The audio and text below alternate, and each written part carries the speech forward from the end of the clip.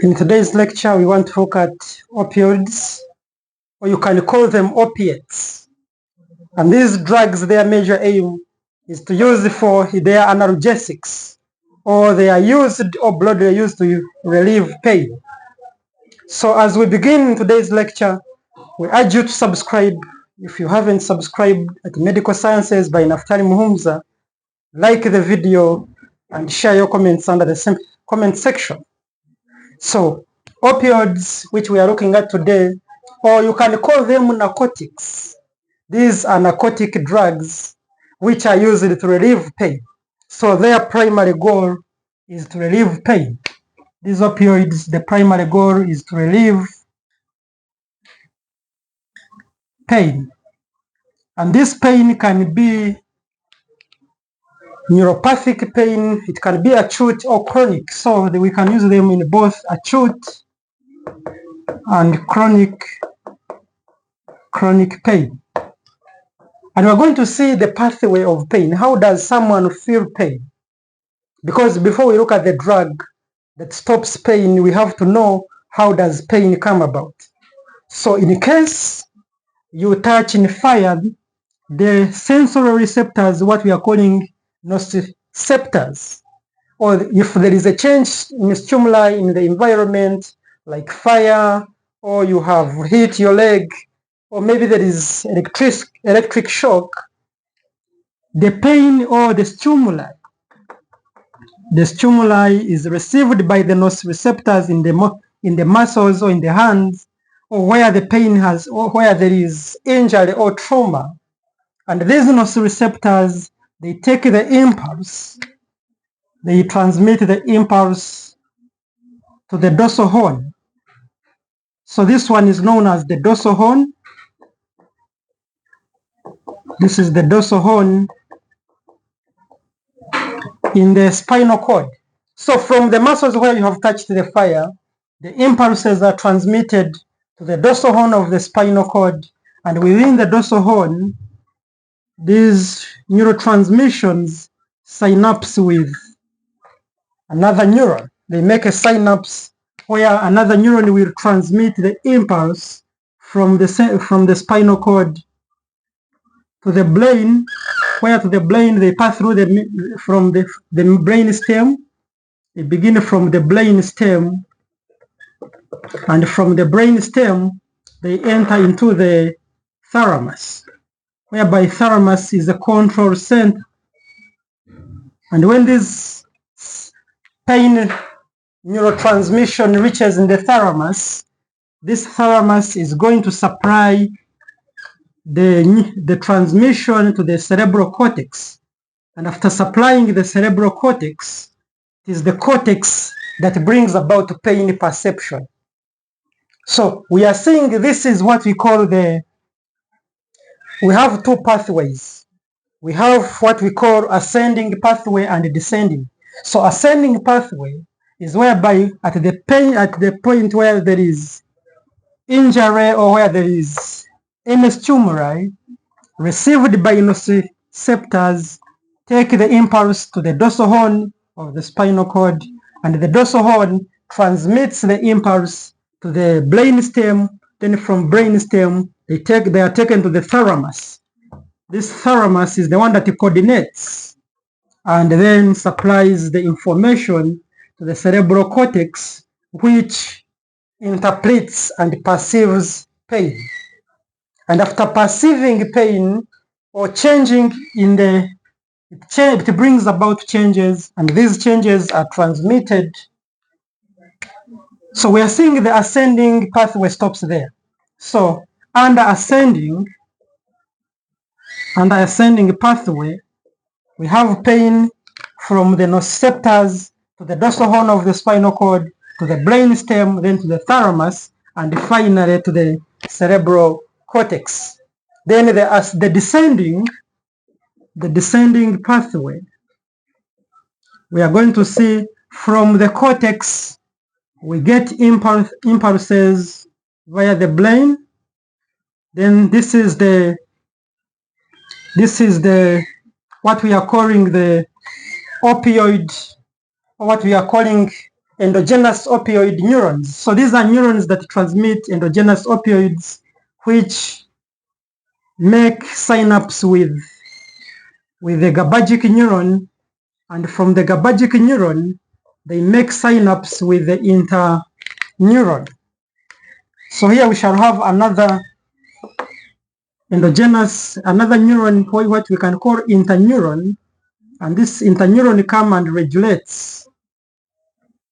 It regulates. This is the interneuron, which is carrying endogenous opioids, as we are going to list them. So on the endogenous opioids such as endorphin, encephalin, and dynorphins, they are carried by this interneuron from the GABA neuron. So this is the GABAergic neuron, which transmits impulse via descending pathway to this interneuron, which is carrying the endogenous opioids, which come and inhibit.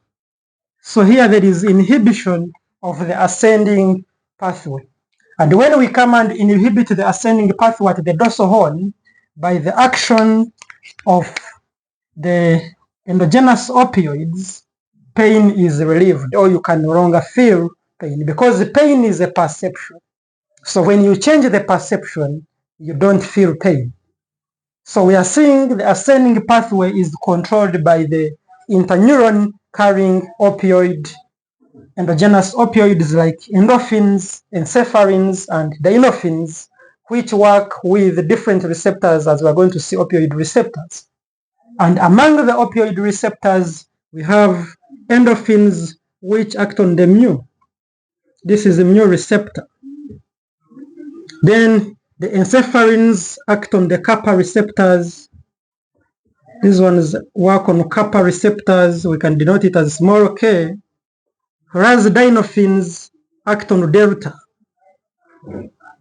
receptors, which we can abbreviate as this.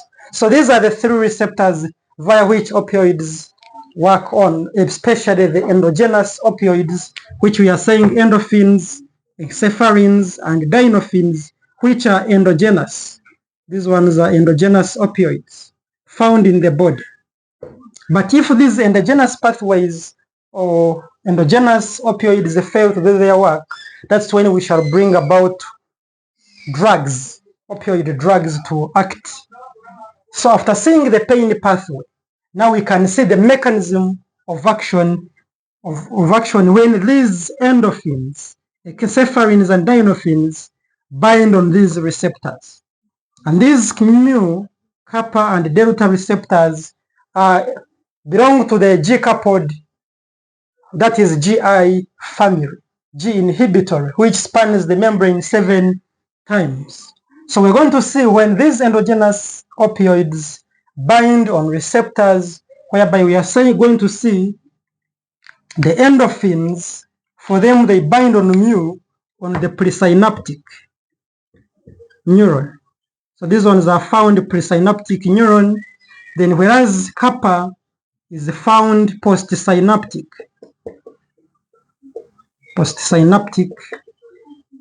That is encephalin. So we are going to label this one as mu. Then this one, which is the postsynaptic, this one is going to be kappa.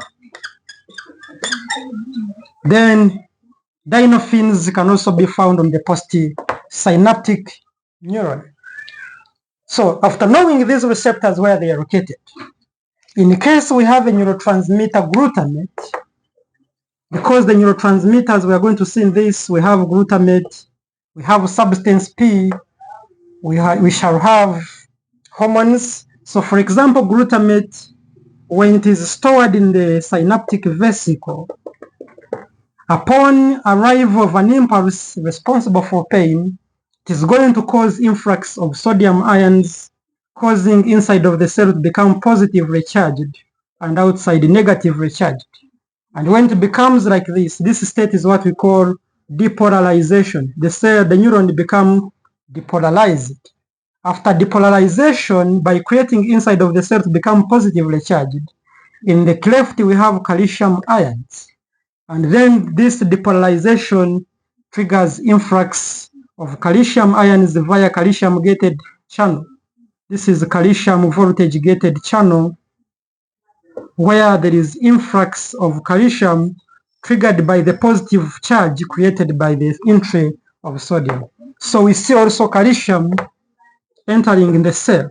And when calcium enters in the presynaptic neuron, it causes contractions leading to the fusion of synaptic vesicle with the membrane. So we are seeing this influx of calcium creates a power stroke, which causes the fusion of the synaptic vesicle together with the membrane, and they release neurotransmitters like glutamate by exocytosis into the synaptic cleft.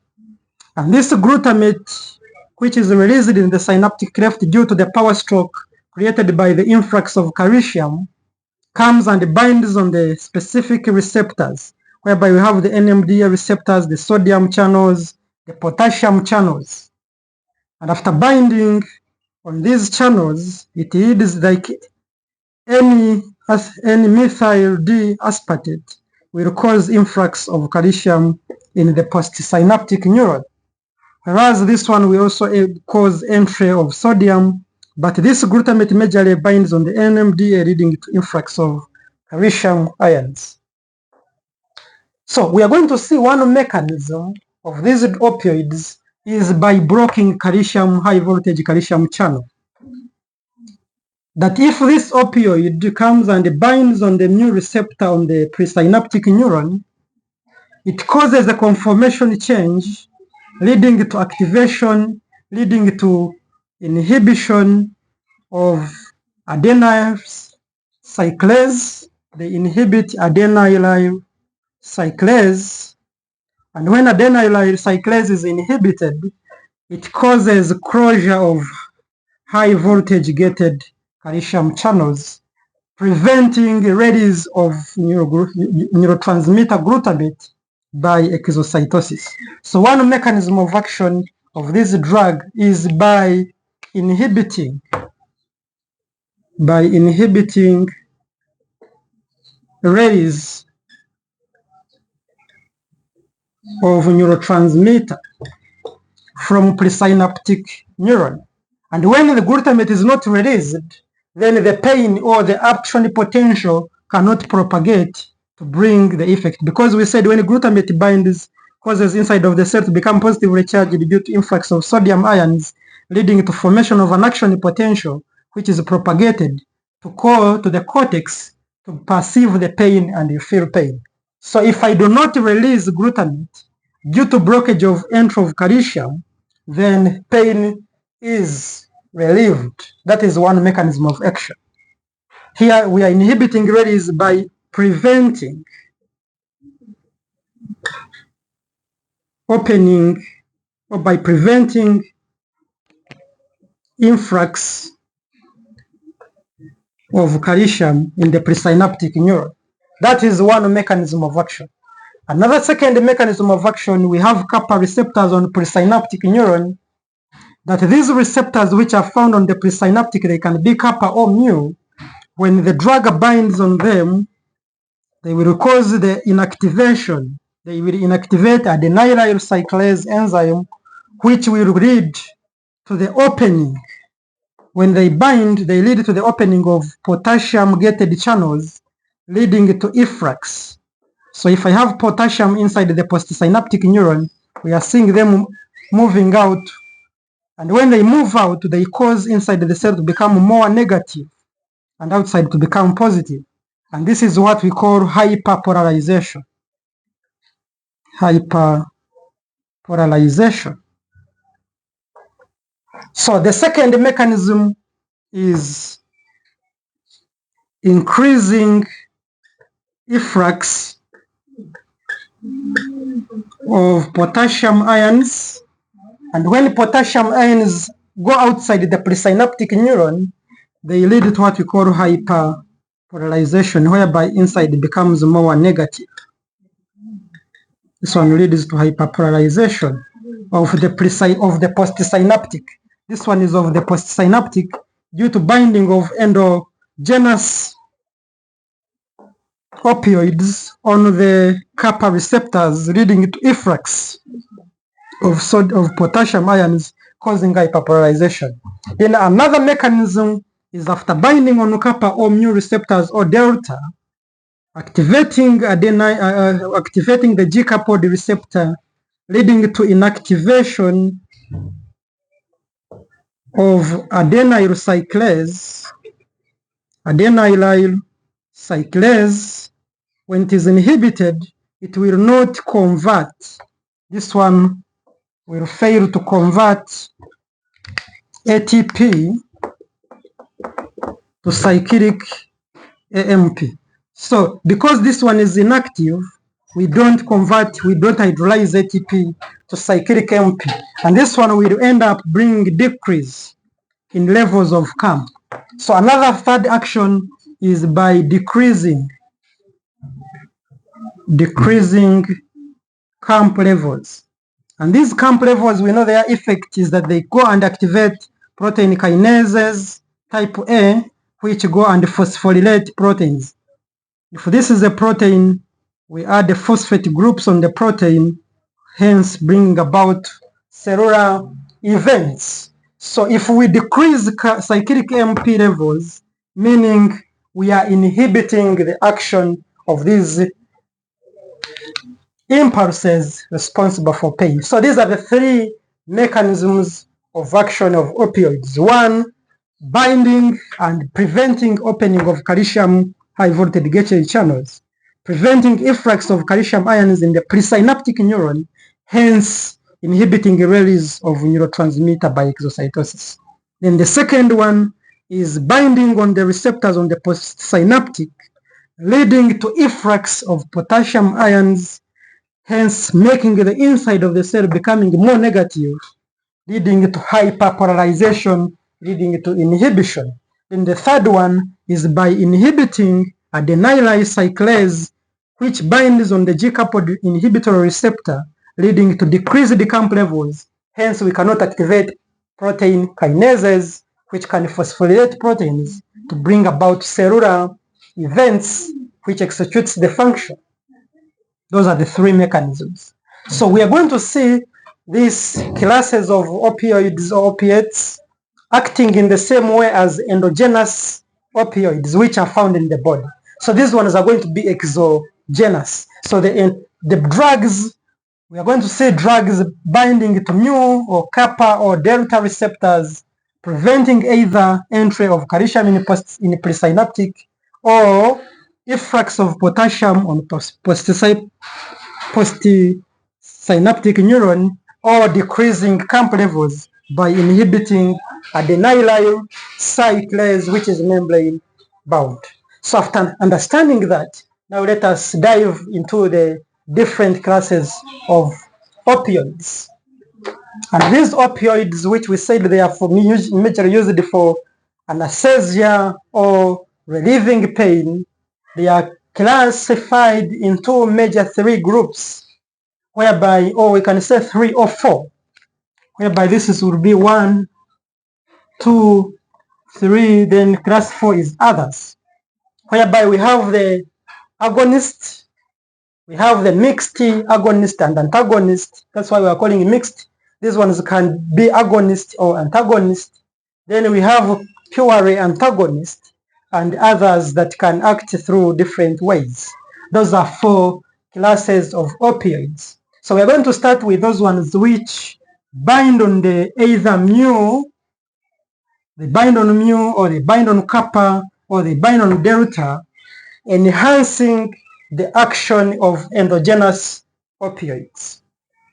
And these drugs, they are categorized into further three ways, whereby they can be natural, semi-synthetic, or synthetic. And under natural, we have morphine. Morphine is a natural opioid. We have codeine, which is also a natural. So these 2 drugs, we are going to tell you that morphine has a long-acting effect. For it, it takes long to act. That's why we use it for pre-anesthesia. Pre-anesthesia. So you apply it before you begin the procedure either surgery or what. Why? Because it has to be, after being absorbed in the mouth orally, it has to undergo biotransformation by cytochrome P450 isoenzymes to intermediate to active metabolite, which is excreted. So we are going to see even morphine is also affected by drugs that induce or stimulate cytochrome P450 isoenzymes like glycyrrolflavin, like ketoconazole, like valproic acid, and so forth. So we are seeing until its potential to cross the blood-brain barrier, because we are dealing with the central nervous system.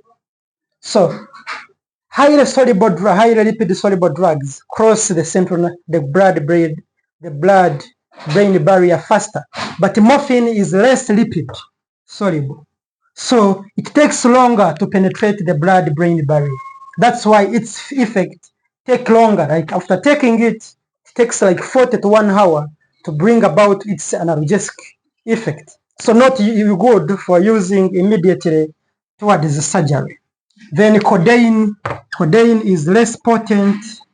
It is less potent, and that's why for this one we use it in combination. It is an antitussive, whereby we use it for treating cough, irritational cough. So when you have irritational cough, we can apply codeine. It is used in combination of other drugs to treat cough, which is irritational, because it has the ability to relieve this cough in the respiratory tract.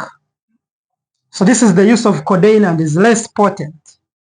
That's why we cannot use it for relieving pain in anesthesia. That is codeine. Then we are going to see the semi-synthetic types. And maybe before we continue, another thing we have to note is that morphine is not good, is contraindicated in renal failure. So if someone has renal failure or kidney failure, it is not good, because this one, when we tamper with the elimination, it leads to increase of the active metabolite, which can bring about shivers. So in renal pain, morphine and another type of drug which I shall see here, pethidine, has the ability to bring shivers when used on renal failure patients or people on treatment of MAO, even contraindicated on people with monoamine oxidase inhibitors. So people on MAO inhibitors and people with renal failure, we don't give morphine, as we shall see also for pethidine. Then under semi-synthetic drugs, we can see drugs like hydromorphine,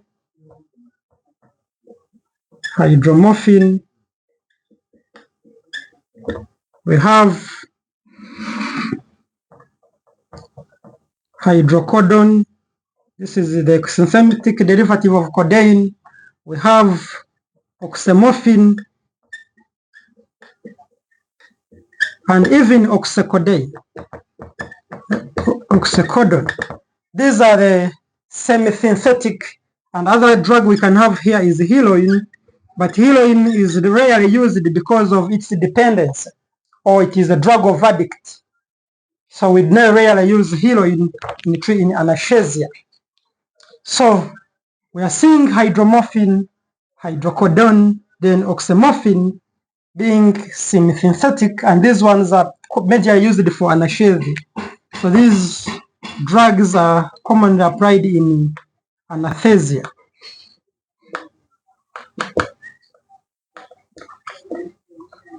To relieve pain before surgery or any pain, we can use them because they are more longer acting and faster to act compared to the natural. Then another class of agonists, we can see the synthetic like pethidine, and this pethidine, we have pethidine, we have methadone,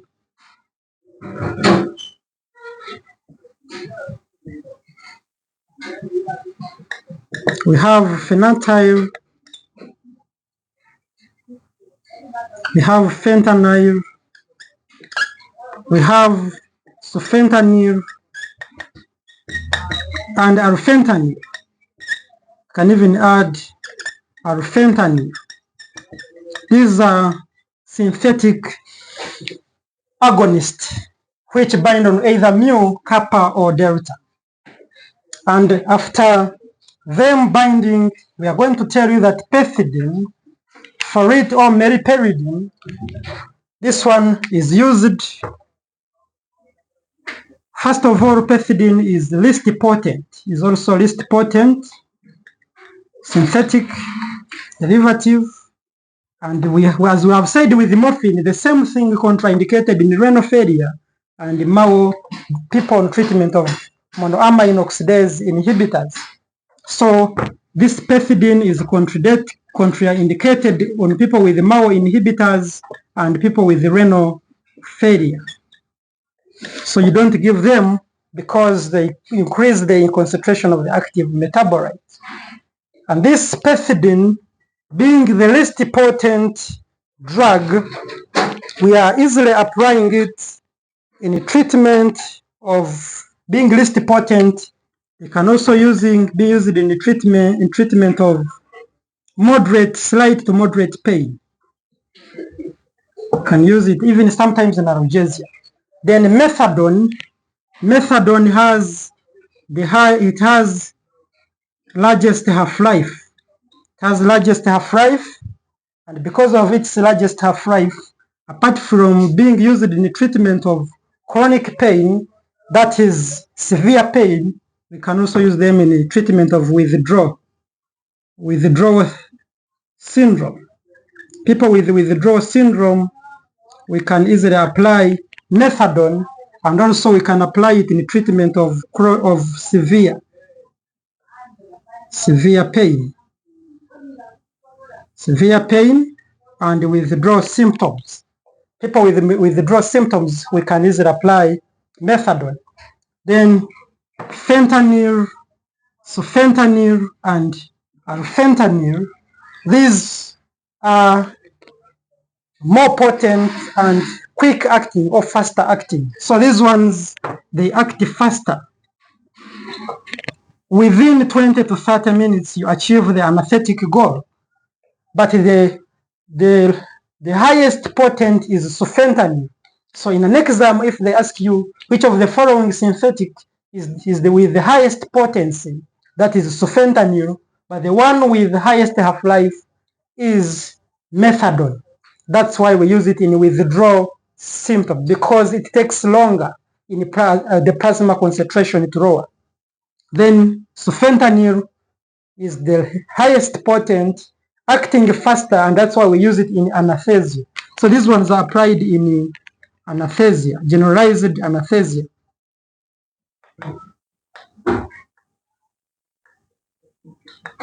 And these drugs are either given parenterally, they can be given epidural or intrathecal. That is directly in the spinal cord. That is how we can give them. So these are the agonists, whereby you have seen natural, semi-synthetic, and synthetic. And the peculiar thing on the synthetic, pethidine contraindicated on people on MAO inhibitors and renal failure, used in the treatment of pain. Then methadone have the highest half-life. That's why we apply it in withdrawal syndrome. Then sulfentanyl having the highest potent is the highest potent among all opioids, and it takes it faster to act. That's why we use it in local anesthesia. So after looking at agonists, now we can go to the mixed, which are both agonist and antagonist. And we are going to tell you that a drug like buprenorphine, its action is it binds on mu. When it attacks on the mu receptor, it is an agonist. But when it binds on the kappa and delta receptors, it is an antagonist. Then pentazocine, for it is an agonist, it is a weak agonist. When it binds on the kappa receptors, then it is an antagonist. When it binds on the mu and the delta receptors of the opioids. So these are the mixed action. they can act as agonists at the same time antagonists. And these drugs of mixed, they are being applied as an alternative in treatment of withdrawal symptoms. So these mixed drugs are used as an alternative in treatment of withdrawal syndrome.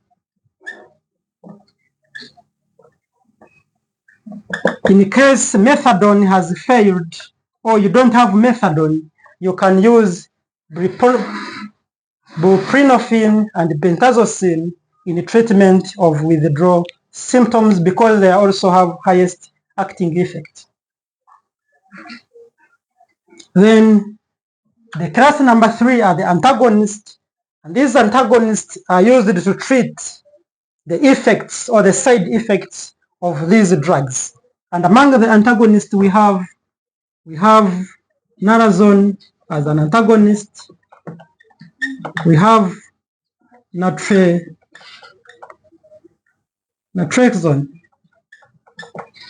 These are the two antagonists majorly used, whereby we have naloxone and naltrexone. And another one maybe we can have is methyl naltrexone. This one is used for peripheral. It can act peripherally, not in the CNS. So in case of side effects like meiosis, like that is a pinpoint pupil, then you have constipation, they can be treated using methyl naltrexone. Then naloxone and naltrexone, these are centrally acting. They act in the CNS, and their action is to bind on these receptors.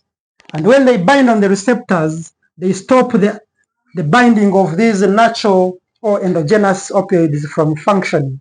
That's why we are calling them antagonists, that when they bind, they stop the inhibitory effect of endogenous opioids. That is naloxone. And so these ones are being used as antidotes. We can use the words that they are used as antidotes. These are antidotes in the case of opioid poisoning. You can use naloxone or naltrexone as an antidote. Then in the last class, we are looking as others. We have tramadol. Tramadol is one of this class. We have there tramadol. Then we have another one called tapentadol.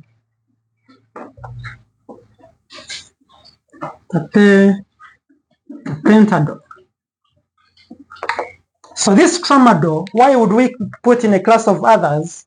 Its mechanism of action, apart from binding on the mu receptors, apart from tramadol and tapentadol binding on the mu receptors, so this one is their mechanism of action. They can bind on the mu receptors. You can also inhibit reuptake of norepinephrine and serotonin. So this one, the mechanism of action is either binding to mu receptors, leading to inhibiting neurotransmitter release or causing hyperpolarization, or decreasing CAMP levels. In another way, they can bind on serotonin reuptake inhibitors, or they can bind on norepinephrine reuptake receptors, hence preventing the entry of norepinephrine or serotonin. And these tramadol and tapentadol, they are being used in treatment of severe, moderate. They can be used to treat moderate to severe pain. That is tramadol. That is what we can talk about it, which inhibits both the opioid receptors at the same time reuptake of norepinephrine and the serotonin. Thank you so much. As we are near to include, I hope you are enjoying. Let us end with effects of these drugs. And among the effects, these effects we are going to categorize them in two, whereby we shall have acute effects and chronic effects. And among the acute effects, when the drugs bind on the mu, we are going to see they are going to bring an analgesia effect, what you can call an analgesic effect. It causes an analgesic effect, that is relieving pain, that is analgesia. Then another effect of this drug, they can cause truncal rigidity, and the drugs that cause truncal rigidity, the peculiar of them is the fentanyl, sofentanil, and arfentanil, which cause truncal rigidity. We can see they can bring about constipation, they can bring about pinpoint pupil, that is meiosis, urinary retention, urine retention. These are some of the side effects, the effects which are brought about by these drugs. Then another peculiar one is respiratory depression. They can cause, and this is the most common cause of death with people misusing opioids, whereby as you are bringing or you are relieving pain, they don't stop there. They also cause respiratory depression, so you can die due to hypoventilation, due to respiratory depression. So we always should be careful with them. We see even another effect is that they cause euphoria. When on mu receptors at a slow dose, at a low dose, they cause euphoria. Euphoria is overexcitement. You become overexcited after taking these drugs. But we are going to see action via kappa receptor brings dysphoria. Dysphoria is also another effect, and this dysphoria is due via kappa receptors. You can bring about dysphoria. Euphoria is by mu receptors. Dysphoria is like depression, lack of interest in doing something when you have taken them. That is dysphoria. Then euphoria is excitement, when you are excited. So these are the effects of these drugs. Then chronic effects, we shall have tolerance. Over long-term use brings about tolerance. As we saw, long-term use in renal failure patient it was contraindicated, and in MAO inhibitors, still long use can bring about tolerance and withdrawals and withdrawal syndrome. So these are whereby over binding of these drugs on mu or kappa or delta receptors, they make these receptors to become tolerant or to become used, so that whenever you continue taking these drugs, they can no longer function. You find if methadone or pethidine was working for you, it no longer works. That is what we call tolerance. Then withdrawal symptom is whereby you become addict. That even when you feel like stopping them, you cannot manage, whereby you can suffer from withdrawal syndromes like mydriasis, like diarrhea, and so forth. So that is the withdrawal symptom. So we can see even people whom we want to withdraw, we can use these antidotes. That is in the case of overpoisoning or even with withdrawal syndromes. So these are the effects which we can discuss. So hope you have learned much, where we have seen the pain pathway. We have seen 3 mechanisms which act on the mu, kappa, or delta receptors, whereby we see the 3 mechanisms is either preventing influx of calcium, hence inhibiting release of glutamate. We have seen the second one is either binding on kappa receptors or mu postsynaptically, causing hyperpolarization due to influx of potassium. Then the third one is decreasing camp levels. Then we have seen classes of drug, 4 classes, where we have agonist, mixed agonist, antagonist, then antagonist, and others. We have seen examples and their indication in each. We have seen further that agonists are categorized into natural, semi-synthetic, and synthetic. And we have given also examples and indications. And we have seen codeine is the least potent, and that's why we don't use it for relieving pain, but rather for irritational cough. Then we have seen the longest potent is sofentanil, whereas pethidine and morphine contraindicated in people on MAO inhibitors and people with renal failure. Then effects we have seen both acute and chronic. Thank you so much for learning at Medical Sciences. Always remember to subscribe if you haven't subscribed. Like the video and share to many. May God bless you.